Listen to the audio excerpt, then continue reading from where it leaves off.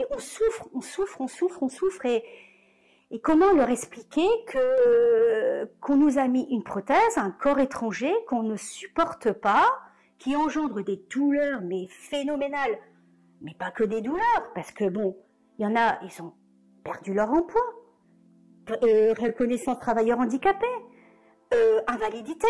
Il y en a, leurs maris les ont quittés, les enfants ne les comprennent pas, ils sont dans une solitude incroyable. J'ai dit non, non, non. Et moi, je me sens comme une guerrière. Ça, c'est le témoignage d'une nordiste qu'on a rencontré dans le cadre d'une enquête sur les prothèses vaginales. Les prothèses vaginales, c'est quoi? C'est un dispositif qui a été implanté à des milliers de femmes dans le monde, y compris en France, pour traiter les descentes d'organes, ce qu'on appelle le prolapsus. On a aussi des bandelettes sous-urétrales qui sont mises pour lutter contre l'incontinence urinaire des forts. Alors ces deux dispositifs ont un point commun, ils sont faits à partir du même matériau, le polypropylène. Et aujourd'hui, ces dispositifs se retrouvent au cœur d'un énorme scandale sanitaire, tout simplement parce qu'ils sont soupçonnés d'avoir engendré de très lourdes complications chez des femmes qui en sont porteuses. À la marche, j'ai mal dans le bas du ventre et j'ai mal à l'intérieur. J'ai l'impression qu'on m'enfonce des aiguilles. Je ne peux plus faire mon ménage parce que les mouvements en rotation comme ça me fait mal dans le bas du ventre. Je ne peux plus rien faire. Je suis très fatiguée. J'ai la difficulté à marcher. J'ai mal dans les jambes. J'ai mal au ventre tout le temps, pratiquement tout le temps. Malgré toutes ces souffrances, ces femmes n'ont jamais porté plainte, tout simplement parce que le lien entre leur douleur et ces prothèses ou ces bandelettes n'a jamais finalement été reconnu.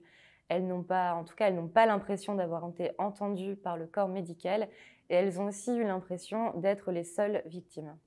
Puis quand on est face aux médecins, on leur pose des questions, on leur dit « mais pourquoi j'ai mal ?» Mais c'est dans votre tête, madame. Mais c'est dans votre tête. C'est pas dû à la prothèse. La prothèse, elle est faite pour réparer.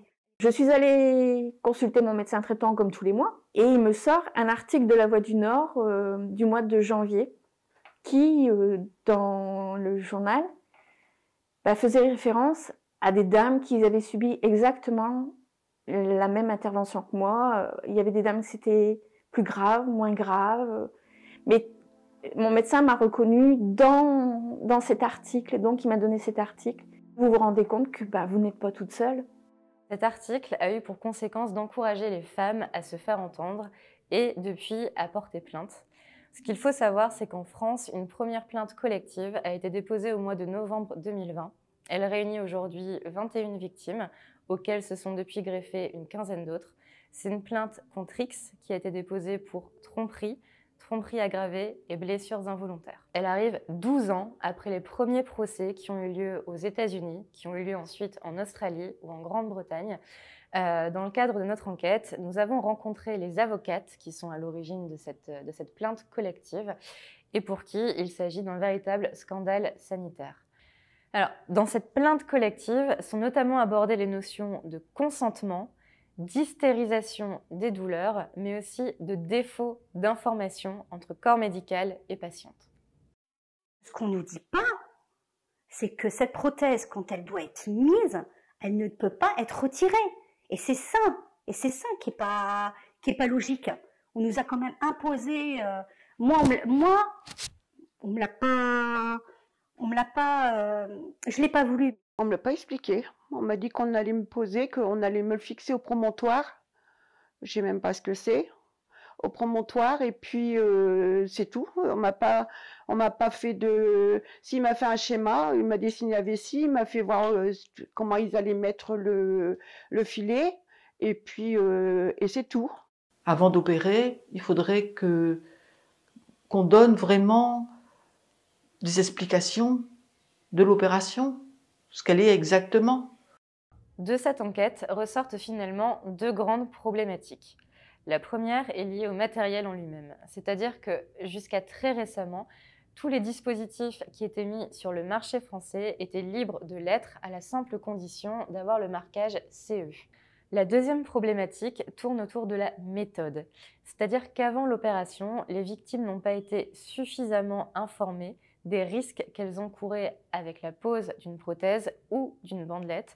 L'autre problème qui s'est posé après l'opération, c'est que lorsque les victimes ont pris conscience que leur douleur, leur souffrance étaient liées à ces dispositifs, ça a été le début d'une errance médicale. Aucune prise en charge adaptée n'a pu leur être proposée.